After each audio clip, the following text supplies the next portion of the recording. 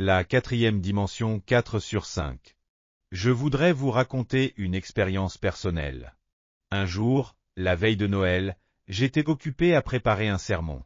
Quelques heures plus tard, au petit matin, j'ai reçu un appel téléphonique urgent. Un homme m'appelait de l'hôpital national de Séoul.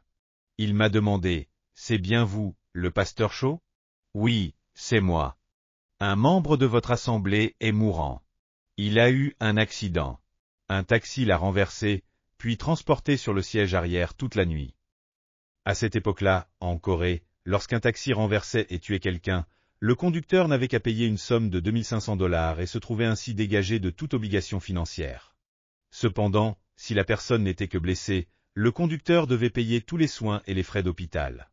Si un chauffeur renversait quelqu'un, mais qu'il n'y avait aucun témoin, il gardait la personne dans sa propre voiture jusqu'à ce qu'elle meure. Cela lui coûtait moins cher.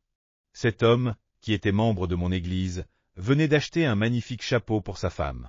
Il était si heureux de lui faire ce cadeau qu'il s'était précipité sur la chaussée sans prêter garde au feu. C'est alors qu'un taxi l'avait fauché. Comme c'était le soir et qu'il n'y avait pas de témoin, le chauffeur du taxi avait transporté le pauvre homme dans sa voiture pendant toute la soirée. L'homme n'était pas mort. Finalement, un agent de police avait arrêté le taxi et transporté le malheureux à l'hôpital. Le choc avait provoqué une grave blessure à l'intestin, et son estomac était rempli de saleté et de sang. Un empoisonnement du sang s'était déclaré. Le médecin me connaissait. C'est pourquoi il m'avait appelé pour me demander, « Docteur Cho, devons-nous l'opérer ?» Du point de vue médical, il n'y a plus d'espoir. Il est resté sans soins pendant si longtemps qu'il souffre maintenant d'un empoisonnement du sang. Il n'y a aucun moyen de l'en sortir. Mais j'ai dit, allez-y, opérez-le. Dès que j'aurai terminé mon sermon, je viendrai à l'hôpital. Dès la fin du culte de Noël, je me suis précipité au service des urgences de l'hôpital national universitaire de Séoul. L'homme gisait là, complètement inconscient. Le docteur m'a répété qu'il n'y avait plus d'espoir. « Pasteur, n'espérez pas. Il est mourant. Nous n'avons rien pu faire. » Quand nous avons ouvert l'estomac, nous y avons découvert 3 grands trous, et à cet endroit, il y avait des excréments et des impuretés. Il n'y a pas d'espoir. J'ai répondu alors, bon, je vais faire de mon mieux. Lorsque je suis entré dans la chambre, l'homme se trouvait dans un profond coma. Je me suis agenouillé près du lit et j'ai dit, Seigneur Dieu, donne-moi 5 petites minutes seulement, et je vais essayer. Fais-le sortir du coma pendant 5 minutes, et je vais essayer. Tandis que je priais, j'ai senti comme un mouvement. J'ai ouvert les yeux, et l'homme a alors ouvert les siens. « Oh, pasteur, m'a-t-il dit, je vais mourir. » Je savais que j'avais maintenant 5 minutes à ma disposition. Je lui ai répondu, « Vous ne pouvez pas dire cela. Si vous continuez à dire que vous allez mourir, je ne peux rien faire pour vous. Vous devez changer votre façon de penser. Changer votre vision et votre rêve. Parce que la seule manière de dominer le monde matériel de la 3e dimension, c'est d'utiliser votre imagination, vos visions et vos rêves. Alors, écoutez-moi. Représentez-vous un jeune homme. Il dit au revoir à sa femme. Il jouit d'une excellente santé. Il se rend à son bureau et accomplit très bien son travail. Tout le monde le respecte et l'admire. Le soir arrive et il achète de beaux présents pour sa femme, qui l'attend à la maison et a préparé le dîner. Lorsqu'il arrive, elle se précipite à la porte et l'accueille en l'embrassant. Ils entrent dans la maison, mangent un dîner délicieux et passent une soirée tranquille chez eux. L'homme dont je vous parle ne vous est pas étranger. Il s'agit de vous. Pensez à cet homme. Dessinez son portrait dans votre esprit. Regardez-le et dites-vous maintenant, cet homme, c'est moi. Ne dessinez pas un tableau de la mort. Ne vous représentez pas le cadavre d'un mort. Continuez à rêver de cet homme, et pendant ce temps-là, je vais prier. Contentez-vous de dessiner ce portrait dans votre esprit et laissez-moi prier. D'accord ? Oui, pasteur. Je vais changer mon rêve. Je vais changer de pensée. Je vais dire que je suis cet homme-là. Je vais m'efforcer de faire de cette vision et de ce rêve une réalité. Je la vois déjà, s'est-il alors écrié. Pendant que nous parlions, le chirurgien est entré avec les infirmières. Ils se sont mis à rire et à se moquer de moi, pensant que j'avais vraiment perdu la tête. Mais j'étais sérieux, parce que je connaissais la loi de la 4e dimension de l'esprit, et je savais que cet homme avait commencé à parler le langage du Saint-Esprit.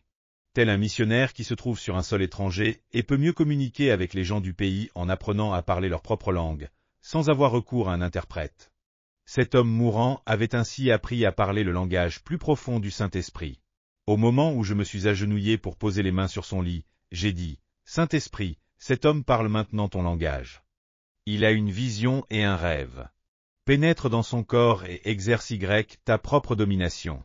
J'ordonne à cet homme de se rétablir complètement et de se laisser remplir de ta puissance guérissante. » Tout à coup, les infirmières incrédules ont dit, « Il fait trop chaud dans cette chambre. » Mais, en réalité, il faisait très froid. Il n'y avait pas de chauffage. C'était la puissance du Saint-Esprit qui communiquait cette chaleur à la pièce. Le chirurgien et les infirmières sentaient comme du feu. Leurs oreilles étaient rouges, et la puissance de Dieu était si forte que nous avons même senti le lit trembler. Aussi étonnant que cela puisse paraître, cet homme a pu se lever et a quitté l'hôpital une semaine plus tard. Il travaille maintenant dans l'industrie chimique, avec grand succès. Chaque fois que je l'aperçois, le dimanche matin, assis au balcon de l'église, je me dis en moi-même, « Gloire à Dieu ! Nous avons parlé ensemble la langue du Saint-Esprit. Nous avons créé. Alléluia !» Laissez-moi vous raconter un autre incident. Un jour, je me trouvais dans mon bureau, lorsqu'une femme d'environ 50 ans est entrée en pleurant et a dit, « Pasteur, mon foyer est complètement brisé. » « Arrêtez de pleurer, lui ai-je répondu. Racontez-moi plutôt ce qui se passe. Vous savez que nous avons plusieurs fils et une seule fille, mais elle est une vraie hippie. Elle couche avec des amis de mon mari ou de mes fils, va d'un hôtel à l'autre, et d'une boîte de nuit à l'autre. Elle est devenue la honte de la famille, m'a-t-elle dit en pleurant. Mon mari ne peut pas aller à son travail. Mes fils sont très embarrassés, et ils vont maintenant tous quitter la maison. J'ai tout essayé. J'ai même demandé à Dieu de la faire mourir. Oh, Pasteur Shaw, que puis-je faire? Arrêtez de geindre et de pleurer, lui ai-je dit. Je comprends maintenant pourquoi Dieu n'exauce pas votre prière. Vous lui avez présenté une image mentale négative. Dans votre esprit, vous n'avez pas cessé de lui soumettre le portrait d'une prostituée, n'est-ce pas? Oui, c'est vrai. C'est ce qu'elle est. Une prostituée. Mais si vous voulez qu'elle change, vous devez présenter au Seigneur une autre image mentale, lui ai-je dit. Vous devez nettoyer le tableau de votre imagination et commencer à dessiner une nouvelle image. Mais elle rejeta cette idée. Je ne peux pas, a-t-elle dit. Elle est sale, dégoûtante et misérable. Arrêtez de parler ainsi. Nous allons dessiner une nouvelle image. Nous allons mettre dans votre esprit un autre type de branche marquetée et tachetée. Agenouillez-vous ici, et je vais m'agenouiller en face de vous. Nous allons nous rendre au pied du calvaire. Élevons les mains et regardons Jésus qui meurt sur la croix, le corps meurtri et couvert de sang. Pourquoi est-il pendu, là? À cause de votre fille. Mettons maintenant votre fille juste derrière Jésus-Christ. Efforçons-nous de la voir à travers sa croix marquetée et tachetée. Ne la voyez-vous pas désormais pardonnée, purifiée, née de nouveau et remplie du Saint-Esprit, en un mot complètement changé? Parvenez-vous à dessiner ce portrait au moyen du sang de Jésus-Christ? Oh oui, pasteur, a répondu cette femme. Maintenant, je vois tout cela d'un œil différent. À travers Jésus, à travers la croix, je peux changer l'image que j'ai de ma fille. Merveilleux! C'est merveilleux! Me suis-je exclamé. Je vais dessiner une nouvelle image de votre fille. Gardez cette image précise, vivante et simple dans votre esprit, jour et nuit. Le Saint-Esprit va ainsi pouvoir vous utiliser, car son langage est accompagné d'une vision et d'un rêve. Nous savons que nous traçons le bon portrait parce que nous sommes maintenant au pied de la croix. Nous nous sommes donc agenouillés et nous avons prié. Ô Seigneur, tu vois ce portrait. Saint-Esprit, déverse-toi dans cette nouvelle image, cette nouvelle vision, ce nouveau rêve. Change toute chose. Accomplis un miracle. Alléluia. Avez-vous reçu beaucoup de grâce à travers ce livre? Je vous bénis de tout mon cœur au nom du Seigneur pour que vous soyez de plus en plus armés de la parole de Dieu et remplis du Saint-Esprit, afin que vous meniez une vie victorieuse dans ce monde.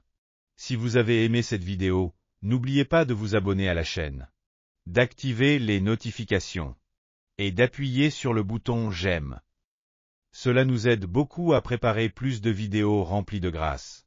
Nous nous retrouverons avec joie dans la prochaine vidéo. Que Dieu vous bénisse grandement.